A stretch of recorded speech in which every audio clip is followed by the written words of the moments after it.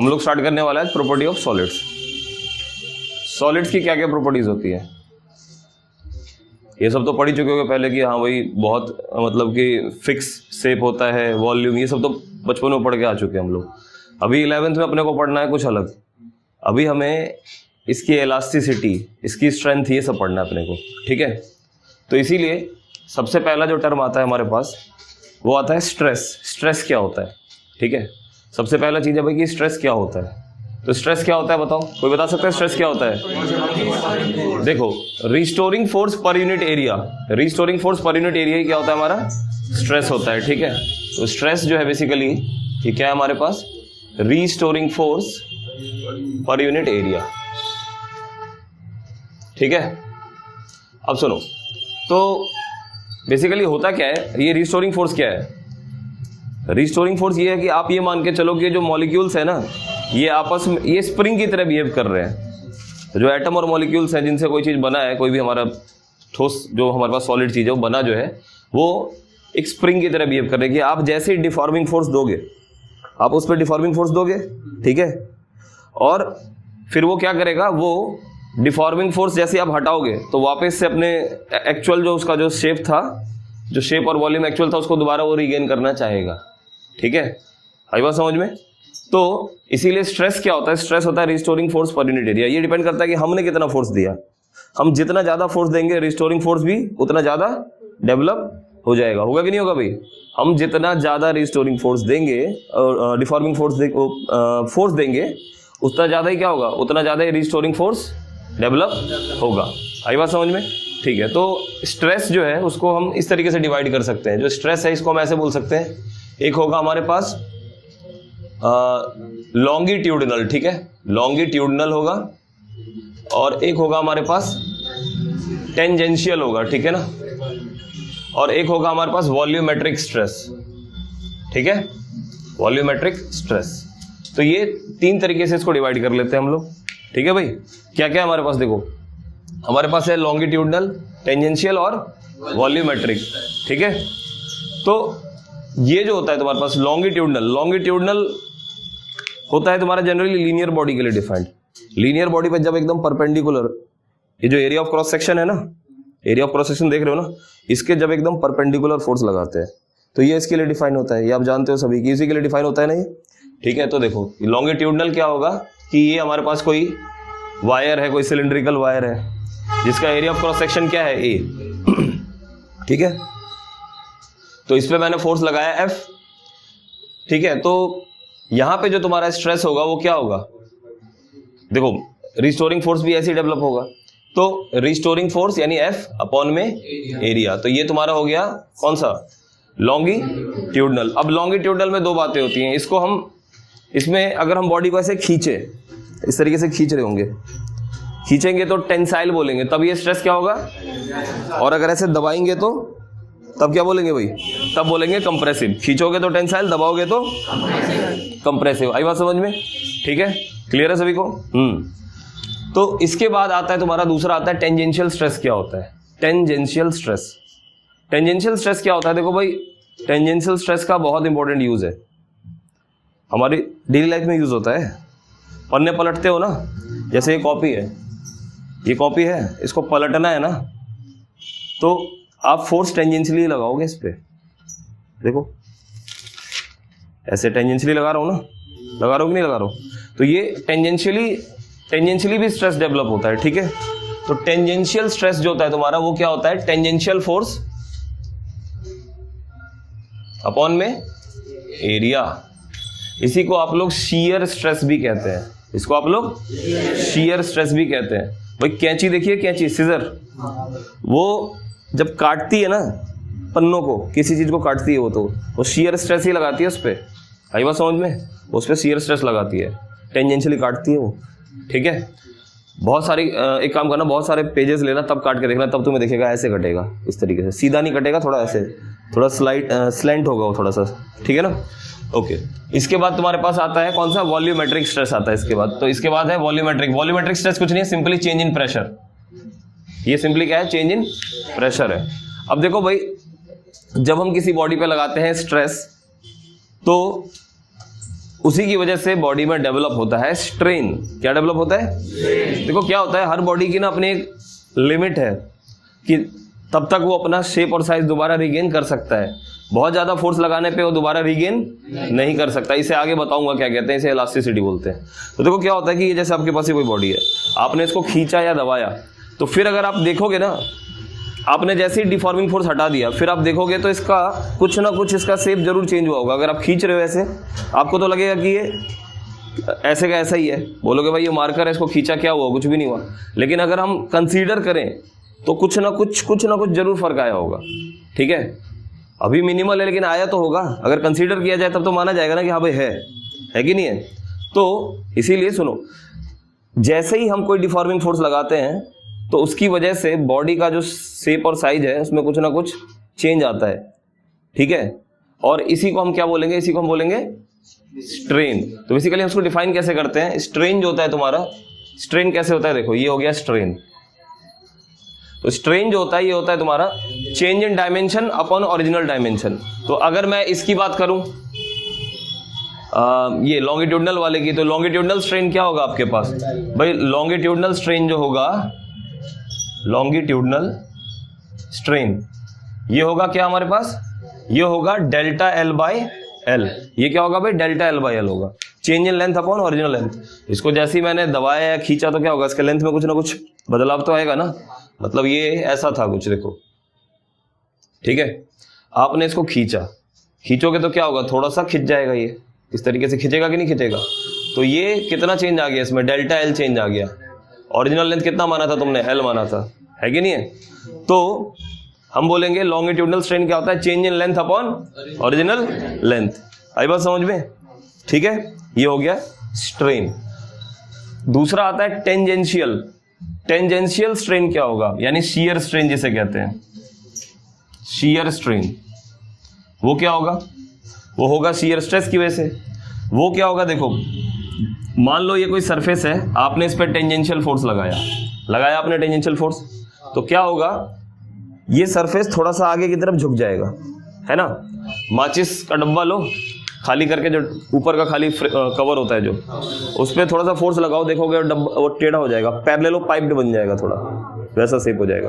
ठीक है, तो कुछ उसी चीज को मैं कह रहा हूं कि ये देखो ये कितना आगे खिसक जाएगा, ये इतना आगे खिसक गया, इसको फाई मान लो, क्या मान लिया, और ये जो चेंज आया इसको कह लो डेल्टा एक्स।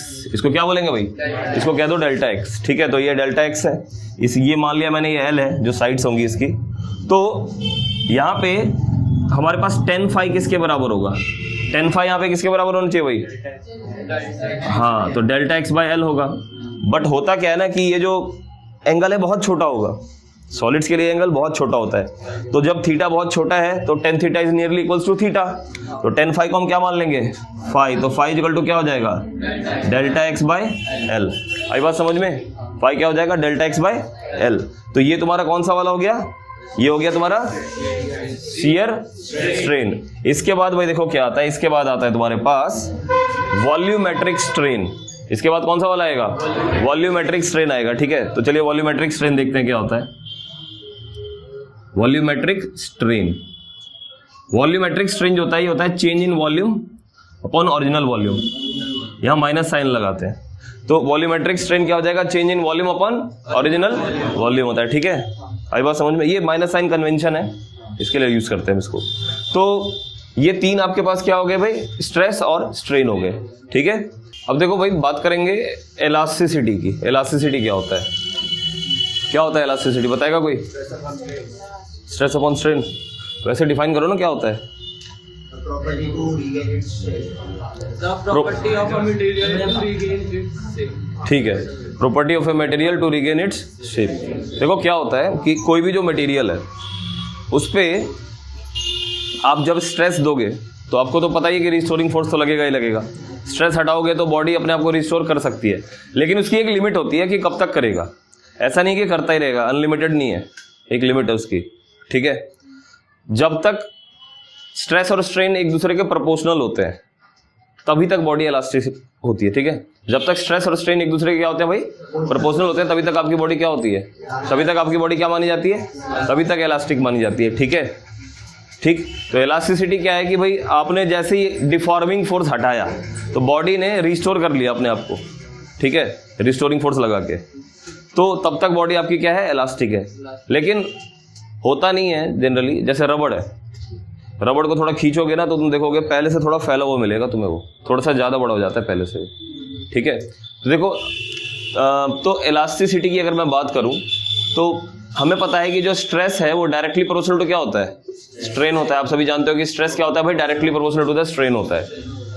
तो हम ऐसा लिख सकते हैं stress equals to E times of strain, E strain sorry लिख सकते हैं। तो यहाँ पे ये जो ई है ना तुम्हारा, ई क्या है, ई है इलास्टिसिटी। ई क्या है यहाँ पे, इलास्टिसिटी। तो ई इक्वल्स टू क्या आ जाएगा यहाँ से, ई इक्वल्स टू यहाँ से आ जाएगा स्ट्रेस अपॉन स्ट्रेन। बहुत बढ़िया। तो ई इक्वल टू आ गया भाई स्ट्रेस अपॉन स्ट्रेन, ठीक है। इसी को हम लोग क्या कहते हैं, इसी को कहते हैं मॉडुलस ऑफ इलास्टिसिटी, ठीक है। अच्छा, मैं अगर बात करूं सॉलिड, लिक्विड और गैस की, तो कौन ज्यादा इलास्टिक होगा, सॉलिड ज्यादा इलास्टिक होते हैं, उसके बाद लिक्विड और सबसे कम इलास्टिक। तो चाहे हम किसी भी इलास्टिसिटी की बात करें, बहुत सारे इलास्टिसिटी होते हैं, हमेशा याद रखिएगा सॉलिड का जो इलास्टिसिटी होता है वो सबसे ज्यादा होता है, फिर हाँ वेरी गुड, और फिर होता है गैस, ठीक है। तो ये हमेशा याद रखना है, ठीक है। यानी सबसे ज्यादा रिस्टोरिंग फोर्स कौन किस में होगा, सॉलिड्स में होगा सबसे ज्यादा रिस्टोरिंग फोर्स। आई बात समझ में, समझ रहे हो, ठीक है। अब देखो भाई, तो बहुत सारे इलास्टिसिटी होते हैं हमारे पास, सबको वन बाय वन डिफाइन करते हैं। सबसे पहले हम डिफाइन करेंगे Young's modulus, Young's modulus of elasticity. Young's modulus of elasticity जिसे गामा से रिप्रेजेंट करते हैं, गामा, यंग्स मॉडुलस। सबसे पहला क्या है, यंग्स मॉडुलस, जिसे आप किससे रिप्रेजेंट करोगे, गामा से रिप्रेजेंट करोगे। यंग्स मॉडुलस जो है ये किसके लिए डिफाइन होता है मालूम, ये होता है तुम्हारा जब तुम लगाते हो कौन सा वाला स्ट्रेस, लॉन्गिट्यूडनल, यानी कि along the length. Generally one dimension, ये जो इस तरीके की जो बॉडी होती है, रॉड हो गया, मार्कर पेन, जिसे हम जनरली हम कह देते हैं वन डायमेंशनल, इसलिए कहते हैं क्योंकि इसका जो ये डायमीटर बहुत कम होता है, इसलिए कह देते हैं बस, ठीक है। तो ऐसे बॉडी पे जब आप फोर्स लगाते हो, चाहे टेंसाइल लगाओ चाहे कंप्रेसिव, ठीक है, तो अभी जो इलास्टिसिटी को डिफाइन करेंगे वो होगा यंग्स मॉडुलस ऑफ इलास्टिसिटी, ठीक है। वो क्या होगा, यंग्स मॉडुलस ऑफ इलास्टिसिटी। तो अभी जैसे ऑब्जेक्ट है, तो इसको आपने ऐसे खींचा और आपने छोड़ा, ये अपनी जगह पे वापस आ गया, मतलब इसका लेंथ वापस इसने रीगेन कर लिया। तो अभी जो इसके पास इलास्टिसिटी है वो है यंग्स मॉडुलस ऑफ इलास्टिसिटी। अभी कौन सी इलास्टिसिटी है इसके पास, यंग्स मॉडुलस ऑफ इलास्टिसिटी। तो यंग्स मॉडुलस ऑफ इलास्टिसिटी जो है इसको हम गामा से रिप्रेजेंट करते हैं, और ये क्या होगा, लॉन्गिट्यूडनल स्ट्रेस अपॉन में, हाँ लॉन्गिट्यूडनल स्ट्रेन, ठीक है। तो गामा इक्वल टू क्या हो जाएगा, स्ट्रेस क्या होगा, फोर्स अपॉन, और स्ट्रेन क्या होता है, change in length upon original length, ऊपर चला गया, ठीक है भाई। तो ये हो गया तुम्हारा गामा, ठीक। आई बात समझ में। सबसे ज्यादा मतलब अगर एक क्वेश्चन आता है आप लोग एग्जाम्स में देखा होगा आपने, स्टील और रबड़ में कंपैरिजन करने को आता है कि स्टील और रबड़ में ज्यादा इलास्टिक कौन है, स्टील ज्यादा इलास्टिक है। उसके पीछे क्या रीजन है, इसके पीछे रीजन ये है क्योंकि वो जल्दी डिफॉर्म नहीं होता है। सेम फोर्स तुम लगाओ स्टील पे और उतना ही फोर्स तुम लगाओ रबड़ पे, रबड़ फैल जाएगी, स्टील वापस अपनी जगह पे आ जाएगा। गामा ऑफ स्टील बहुत ज्यादा होता है। गामा ऑफ स्टील क्यों बहुत ज्यादा होता है, क्योंकि उसका डेल्टा एल बहुत कम होता है, ठीक है। ये एग्जाम में पूछा जाता है ना, इंपॉर्टेंट क्वेश्चन है ये। तो हमेशा याद रखना कि स्टील जो है वो ज्यादा इलास्टिक है रबड़ से। बचपन में इलास्टिक का मतलब तो रबड़ ही समझते थे सभी, ठीक है, बट ऐसा नहीं है, मुझे भी बाद में पता चला जब मैं 11th में आया था। तो देखो भाई, आप याद रखना कि गामा ऑफ स्टील ज्यादा होता है, इसीलिए वो ज्यादा इलास्टिक है, ठीक है। आई बात समझ में, समझ रहे हो, ठीक है। तो देखो भाई, इसीलिए मैं यहां लिख दे रहा हूं गामा स्टील जो है वो ग्रेटर देन होता है गामा रबड़ से, ठीक है। तो पहला तो हो गया यंग्स मॉडुलस। यंग्स मॉडुलस के बाद अब दूसरा होता है तुम्हारे पास शियर वाला, जिसे आप मॉडुलस ऑफ रिजिडिटी भी कहते हैं, अभी बल्क भी आएगा। शियर वाला अभी पीछे लगाया था ना मैंने, टेंजेंशियल स्ट्रेस, जब टेंजेंशियल फोर्स लगा रहे थे तो टेंजेंशियल स्ट्रेस डेवलप हो रहा था, ठीक है। तो टेंजेंशियल स्ट्रेस के लिए भी एक इलास्टिसिटी होती है, तो उसे देखेंगे अभी, ठीक है। चलो इसे नोट कर लो। अब हम बात कर रहे हैं मॉडुलस ऑफ रिजिडिटी, ठीक है, जैसा भी बता रहा था। तो मॉडुलस ऑफ रिजिडिटी क्या हो जाएगा, यहां भी तो स्ट्रेस अपॉन स्ट्रेन ही आएगा, बस फर्क क्या यहां आएगा, शियर स्ट्रेस अपॉन, जिसे टेंजेंशियल बोल रहा था मैं बार बार। तो ईटा जो है तुम्हारा वो किसके बराबर होगा यहाँ पे, ईटा किसके बराबर होगा भाई, है ना, शियर स्ट्रेस, और नीचे हो जाएगा शियर स्ट्रेन, होगा कि नहीं होगा, होगा ना। तो ईटा जो है क्या हो जाएगा, शियर स्ट्रेस था तुम्हारे पास, टेंजेंशियल फोर्स FT लिख दे रहा हूं यहाँ पे, वो क्या था, और नीचे एरिया, और शियर स्ट्रेन क्या था, डेल्टा x बाय L को ऊपर भेज देते हैं, ठीक है, ये हो गया। तो अगर मैं कोई टेंजेंशियल फोर्स लगाता हूं और उसकी वजह से डेल्टा x अगर मेरा कम आता है तो उसका ईटा ज्यादा है, यानी वो टेंजेंशियल फोर्स के लिए भी बॉडी इलास्टिक है। आई बात समझ में, ऐसा भी थोड़ी ना है कि बहुत ज्यादा तुम टेंजेंशियल फोर्स लगा दोगे टूट भी तो सकता है, फिर सरफेस टूट जाएगा, ऐसा भी तो हो सकता है, ठीक है। चलो, तो ये हो गया तुम्हारे पास, कौन सा हो गया, ये हो गया मॉडुलस ऑफ रिजिडिटी। इसके बाद एक और होता है अपने पास, और वो होता है बल्क मॉडुलस, वॉल्यूम के लिए बल्क मॉडुलस, ठीक है, बल्क मॉडुलस, इसे बीटा से रिप्रेजेंट करते हैं, ठीक है ना, बीटा। तो बीटा जो है ये क्या होगा, ये होगा वॉल्यूमेट्रिक स्ट्रेस और नीचे वॉल्यूमेट्रिक स्ट्रेन। वॉल्यूमेट्रिक स्ट्रेस तो होता है चेंज इन प्रेशर, सभी को मालूम है, तो है ना, चेंज इन प्रेशर होता है कि नहीं होता है, तो वॉल्यूमेट्रिक स्ट्रेस क्या होता है, चेंज इन प्रेशर होता है, तो आप जानते हो ना सभी। और फिर नीचे क्या आ जाता है आपके पास, डेल्टा V बाई V को ऊपर भेज दो, ठीक है, माइनस में होता तो माइनस यहाँ लगा देते हैं, है ना, आई बात समझ में। तो यहाँ पे बोलेंगे कि अगर हमने प्रेशर में चेंज किया लेकिन उसकी वजह से वॉल्यूम में अगर चेंज कम होता है, मतलब तो हम बोलेंगे कि वो बहुत ज़्यादा इलास्टिक है इन टर्म्स ऑफ वॉल्यूम।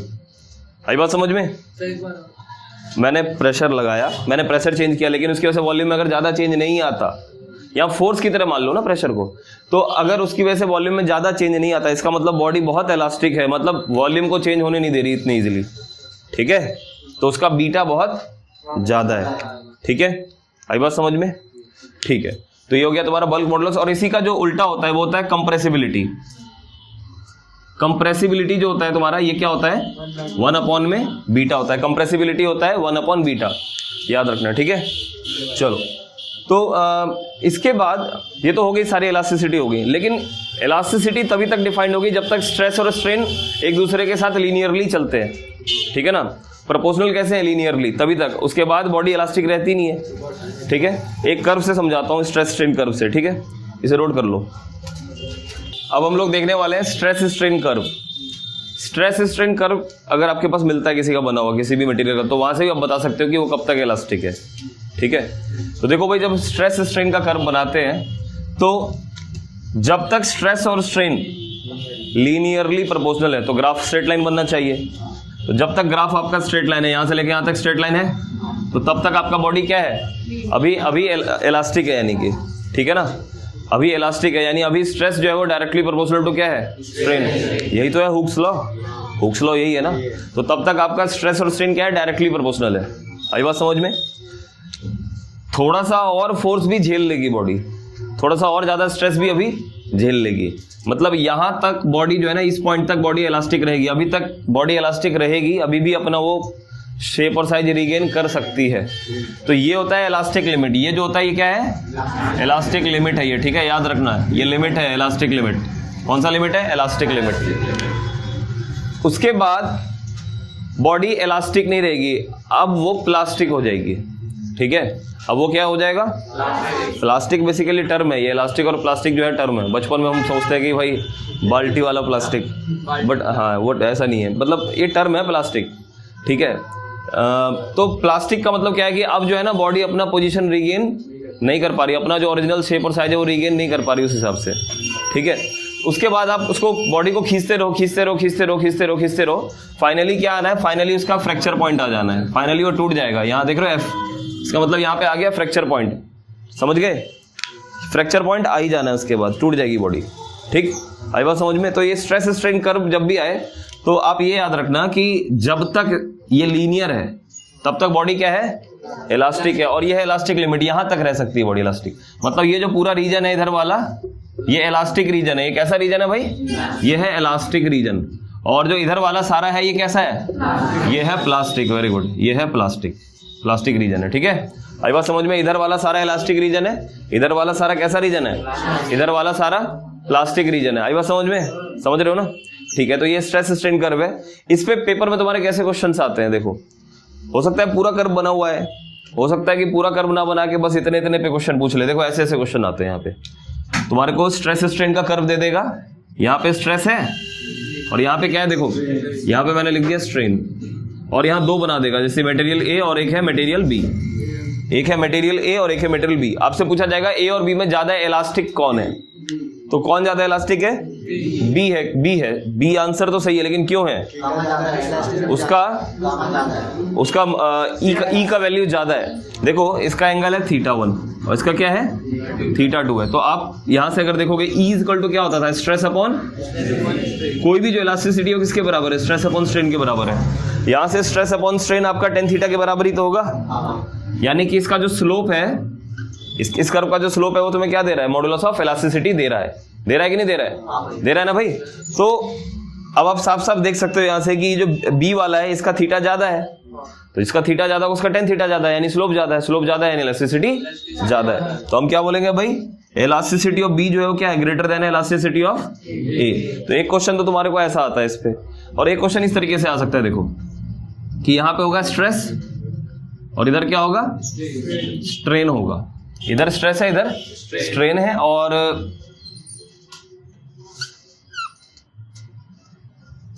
दो मटेरियल है। अब आपसे पूछा जा रहा है कि इन दोनों में, ये दो मटेरियल है, नीचे वाले को ए मान लो, इसको बी मान लो।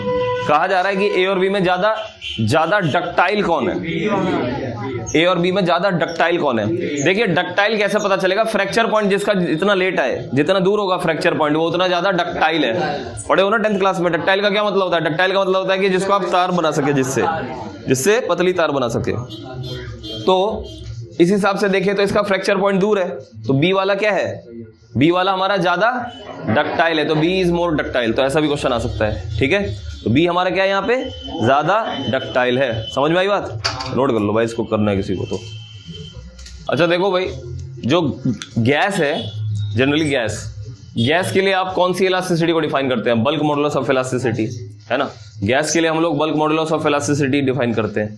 तो गैस जो होता है ना, उसके पास दो होते हैं bulk modulus of elasticity, depending upon the process. एक होता है इसमें आइसोथर्मल बल्क मॉडुलस, ठीक है, आइसोथर्मल, ठीक है, और दूसरा होता है इसमें एडियाबैटिक।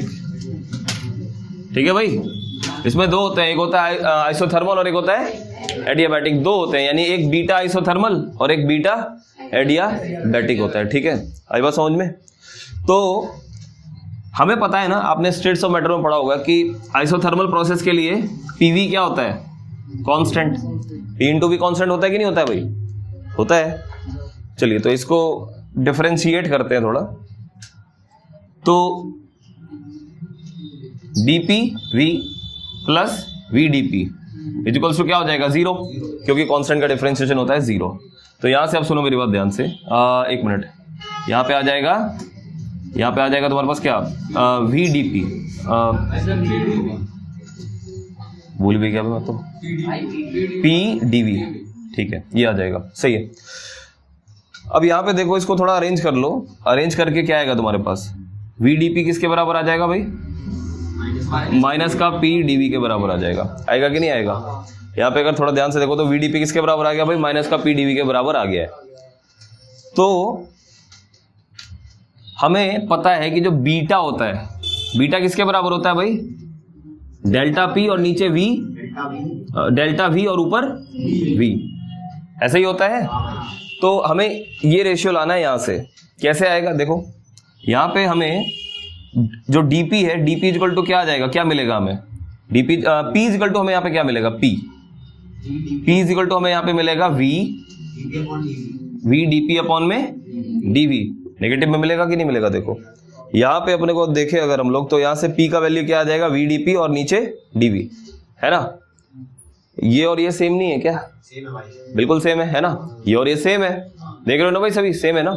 तो इसका मतलब क्या हुआ, आइसोथर्मल प्रोसेस में, आइसोथर्मल जो प्रोसेस होता है उसमें जो हमारा बीटा आइसोथर्मल होगा, यानी बीटा आइसोथर्मल जो होगा वो किसके बराबर होगा भाई, पी के बराबर होगा। ठीक है, किसके बराबर होगा, पी के बराबर होगा। ठीक है, और ऐसे ही इसमें देख लेते हैं एडियाबैटिक में क्या होगा, इसी तरीके से देख लेते हैं एडियाबैटिक में क्या होगा। तो एडियाबैटिक में देखते हैं भाई क्या होगा।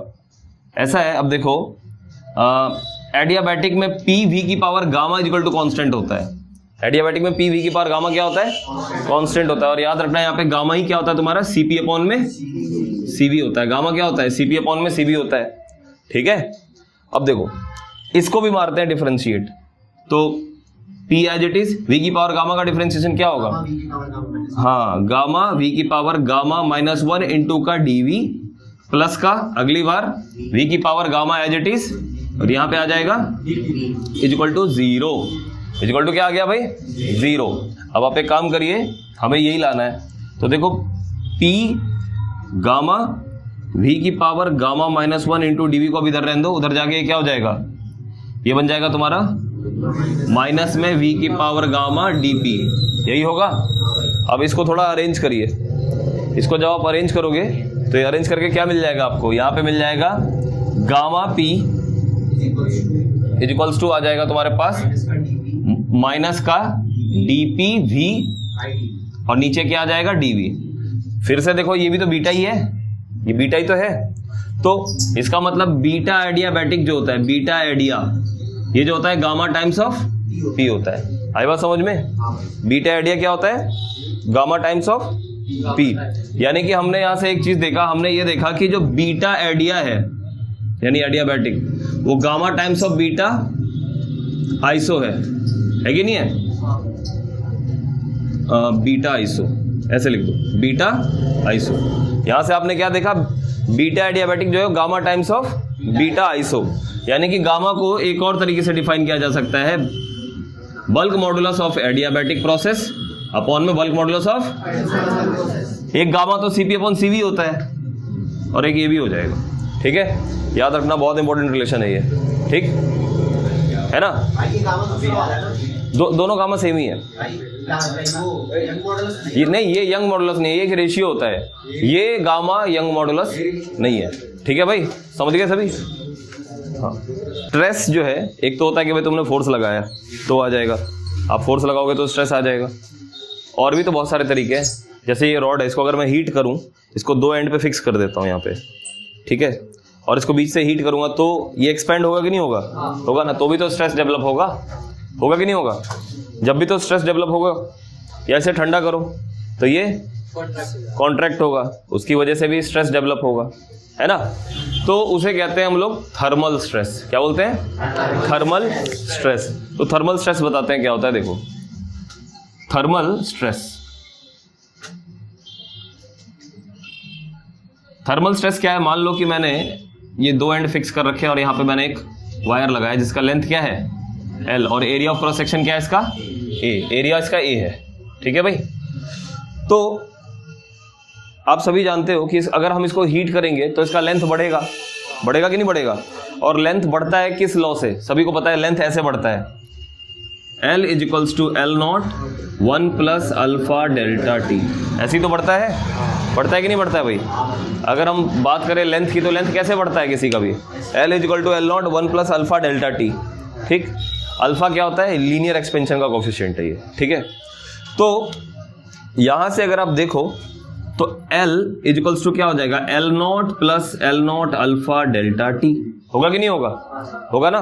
अब देखो सुनो ध्यान से, तो भाई ऐसा है L माइनस का L nought is equal to क्या हो जाएगा, L nought alpha delta T आ जाएगा। ये क्या है, ये डेल्टा L ही तो है, तो delta L is equals to क्या आ गया, L nought alpha delta T आ गया। अच्छा अब देखो सुनो, तो डेल्टा L अपॉन में L nought is equals to क्या आ गया, अल्फा डेल्टा टी, ये होता है स्ट्रेन। ये क्या होता है, हाँ स्ट्रेन है, और क्योंकि हीट की वजह से हुआ है तो थर्मल स्ट्रेन बोल देंगे, ठीक है। जब क्या बोल देंगे भाई, इसको थर्मल स्ट्रेन बोल देंगे, है कि नहीं है। तो स्ट्रेन जो है तुम्हारे पास कितना आ गया, स्ट्रेन आ गया अल्फा डेल्टा टी आ गया, है ना।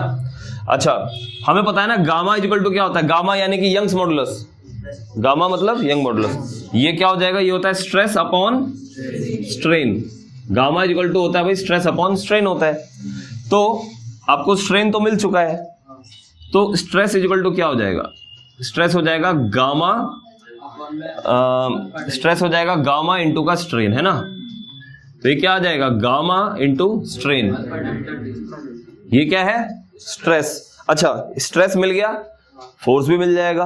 फोर्स कैसे मिलेगा, देखो जो फोर्स लग रहा होगा, फोर्स ये जो एंड्स पे लग रहे होंगे वो क्या होगा, स्ट्रेस होता है फोर्स अपॉन एरिया, स्ट्रेस होता है फोर्स अपॉन एरिया। तो फोर्स इक्वल टू क्या हो जाएगा, गामा अल्फा डेल्टा टी और साथ में एरिया। ये तुम्हारा क्या आ गया भाई, फोर्स आ गया ना, gamma alpha delta T into area force आ गया। समझ गए सभी, समझ में आई बात। तो thermal stress, thermal strain, thermal force, ये जो भी है ये सारे पॉइंट्स आपके इसमें कवर हो गए। ठीक है, इसे भी कर लो नोट। जो हमारी यहाँ पे फोर्स है दोनों साइड से जो फोर्स लगेंगे, हाँ दोनों फोर्स सेम ही होंगी। ठीक है, दोनों फोर्स सेम ही होंगी। अब देखेंगे elongation due to own weight. अपने खुद के वेट की वजह से भी तो इलोंगेशन होता है, किसी भी बॉडी में अपने खुद के वेट की वजह से भी तो इलोंगेशन हो सकता है। ये मान लो कोई ऑब्जेक्ट है, ये रॉड है, ये लटका ही रह गया हमेशा के लिए, तो क्या होगा, ये थोड़ा सा तो बढ़ेगा ना भाई, कुछ तो बढ़ेगा, मिलीमीटर में भी, है कि नहीं है। तो बहुत दिनों बाद आगे देखोगे तो ऐसे ही तो होगा। तो यही होता है elongation due to own weight, अपने वेट की वजह से क्या हो गया, इलोंगेट हो गया बॉडी। तो वो कैसे निकालते हैं वो देखो। मान लो कि ये तुम्हारे पास कोई ऑब्जेक्ट है, ये कोई, ठीक है, जिसका area of cross section A है और लेंथ क्या है, एल है, मास है इसका एम। मास कितना मान लिया मैंने इसका, एम मास मान लिया मैंने इसका। ठीक है भाई, इसका मास कितना माना मैंने, एम मास मान लिया।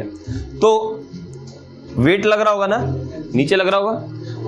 आप पता क्या करो, आपने इसका सेंटर ऑफ मास देख लो कहाँ है, इसका सेंटर ऑफ मास यहाँ होगा पीछे L/2 पे। तो वेट कितना लगेगा इधर, mg लगेगा कि नहीं लगेगा। एरिया ऑफ क्रॉस सेक्शन तो वही रहेगा, वो तो चेंज होगा नहीं। ठीक, अब हम जानते हैं कि गामा इक्वल्स टू क्या होता है, FL अपॉन में A डेल्टा L। आप सभी जानते हो गामा इक्वल्स टू क्या होता है भाई, FL अपॉन में A डेल्टा L होता है। गामा इक्वल्स टू क्या होता है, FL अपॉन में A डेल्टा L। ठीक है, अब सुनो, तो यहां से डेल्टा L का वैल्यू क्या हो जाएगा, डेल्टा FL अपॉन में A गामा। ठीक है ना। तो देखो भाई यहां से डेल्टा L क्या आ गया, फोर्स तो लगेगा mg, ठीक है, लेकिन लेंथ क्या लेंगे, लेंथ तो हमें सिर्फ इतना ही कंसीडर करना है ना। ठीक है ना, सेंटर ऑफ मास का तो लेंथ L/2 ही लेंगे। तो L की जगह क्या लोगे, L/2, यहाँ L डैश कर देता हूं इसीलिए।